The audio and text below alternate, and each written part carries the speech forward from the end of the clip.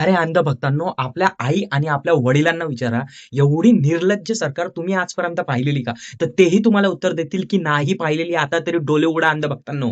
आणि आज जो जंतर मंतरवर सीजेपीचा प्रोटेस्ट झाला ना, सरकारच्या नाकापर्यंत तो प्रोटेस्ट पोहोचलेला. कारण लोकं अक्षरशः विद्यार्थी, अक्षरशः तरुण वर्ग संसदेपर्यंत पोहोचला. हा सर्वात मोठा प्रोटेस्ट एकाप्रमाणे मी मानला जाईन.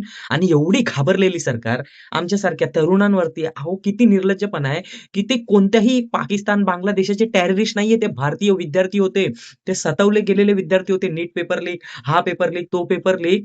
त्यांच्यावरती ते आसू गॅस तुम्ही कुठे अंधाधुंद फायरिंग करतायत. कोणाच्या तोंडावर लागेल, कोणाच्या छातड्यावर बाय चान्स एखादी घटना होईल, काहीच पडलेलं नाही. आणि पोलिसांनी असं कुत्र्यासारखं फरफटत तोडवलंय ना विद्यार्थ्यांना, म्हणजे एकदम कुत्र्यासारखं मारलंय. जसं की एखादा रेपिस्ट, बलात्कारी, एखादा मोठा गुन्हेगार आहे तो. अशा प्रकारे पोलिसांनी पण तिकडच्या ट्रीट केलंय विद्यार्थ्यांना. अरे जे गुन्हेगार करून येतात ना, त्यांना पोलीस चौकीमध्ये सलाम ठोकतात. त्यांच्याशी इज्जतीने वागतात. पण या एज्युकेटेड विद्यार्थ्यांसोबत, शिक्षण घेणाऱ्या लोकांसोबत पोलिसांनी हा जो आज केला ना, खरंच मन उतरलं या सरकारने. असं वाटत होतं हे पोलिस नव्हते, हे एका पक्षाने पाठवलेले गुंड होते. आणि पोलिसांसोबत आमच्या म्हणजे त्यांचे थोबाडे बघून पण तुम्हाला असं वाटणार नाही कुठून, की ते विद्यार्थी आहेत आणि सॉरी ते पोलिस आहेत. असे लोकं पोलिसांसोबत दांडा घेऊन मारायला होते. म्हणजे ते कोणत्या पक्षाचे गुंड पाठवलेले का पोलिसांनी? अरे काहीतरी लाज बाळगावी या सरकारने. एवढं निर्लज्ज सरकार झालं. पंतप्रधान पडून जातात.